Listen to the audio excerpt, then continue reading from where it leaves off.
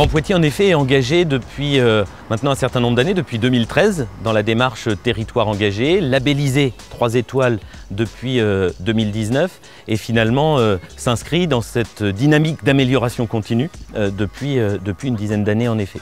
Je crois que la grande force de ce dispositif, c'est son référentiel notamment, et ce en quoi il nous permet de structurer, de cadrer nos politiques publiques et surtout de garantir que celles-ci sont en permanence alignées et que les arbitrages du quotidien sont alignés avec une ambition globale, une politique générale qui est celle de la transition écologique.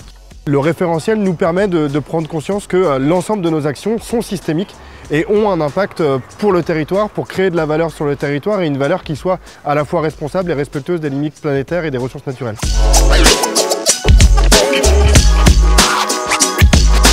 Je pense que le premier intérêt, c'est un outil pour nous politiquement, pour montrer que la transition écologique, c'est un outil de développement économique et que l'économie, en l'occurrence circulaire, bénéficie des politiques de transition écologique. Je crois pour compléter que cette démarche, en effet, elle a fait ses preuves, elle a démontré qu'elle était en capacité de garantir cette transversalité au sein de la collectivité, une transversalité au sein de nos politiques, entre nos politiques publiques d'abord. La transition écologique, elle est très liée en effet à l'économie circulaire. La transversalité entre les élus eux-mêmes, porteurs de délégations. La transversalité entre les services au sein même de la collectivité. Je crois aussi que cette démarche, elle présente un grand intérêt en ce qu'elle nous amène ou est-ce qu'elle nous oblige à prendre de la hauteur, à faire un pas de côté. Et en ça, elle est inspirante. Elle est inspirante parce qu'elle nous oblige à regarder ce qui se passe autour de nous, au sein des autres collectivités. Elle nous oblige à avoir un regard qui est territorial.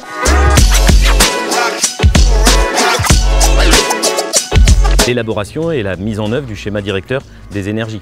Ce document structurant de la collectivité qui fixe des objectifs ambitieux pour le territoire de Grand Poitiers, de diminution d'abord des consommations énergétiques du territoire de l'ordre de 25% à l'horizon 2030. Là, on était sur les 25% de diminution d'énergie, mais ce schéma directeur des énergies fixe aussi un objectif important de développement des énergies renouvelables sur le territoire et de renforcement de la part des énergies vertes dans le mix énergétique du territoire en activant l'ensemble des leviers que sont l'encouragement au développement des énergies renouvelables photovoltaïques, en encourageant les projets éoliens sur le territoire. Je crois en effet qu'il y a 2 grands objectifs, la sobriété et le développement des énergies renouvelables. Derrière ces 2 grands objectifs, il y a 2 approches et 2 postures de la collectivité qui sont différentes mais complémentaires. Sur la partie sobriété, une aide directe aux habitantes et aux habitants à travers la plateforme de rénovation de l'habitat. Donc l'idée, comment est-ce qu'on accompagne les ménages à mieux isoler leur habitation, à avoir des bâtiments qui soient plus efficaces, plus économes en énergie. Et puis sur la partie production des énergies renouvelables, une posture d'humilité de la collectivité, c'est-à-dire que ce n'est pas la collectivité toute seule qui fera tout. Romain a parlé de l'investissement dans le Grand Poitiers photovoltaïque. Il y a aussi l'aspect partenarial et travailler en collaboration, en coopération avec les acteurs du territoire. C'est ce qu'on a fait avec Valeurs Agri-Meta et le syndicat Énergie Vienne pour créer la Dorsale Mélusine.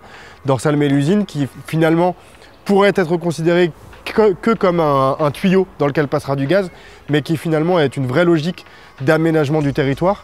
Derrière cette canalisation de gaz, il y a du potentiel de méthanisation, une déjà opérationnelle à Sensey, mais demain 3, 4, 5 unités de méthanisation supplémentaires, ce qui encore plus aujourd'hui, vu le contexte énergétique, prend tout son sens à la fois pour l'autonomie du territoire, mais aussi pour l'évolution des pratiques agricoles, pour la préservation des points de captage en eau, pour créer des modèles économiques pour l'agriculture et pour la production alimentaire qui soient à la fois plus résilients mais plus ancrés dans le territoire.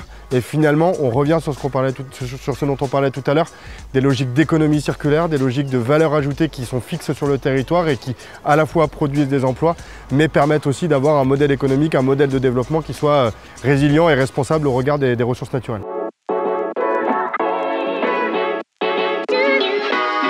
Créer des dynamiques communes.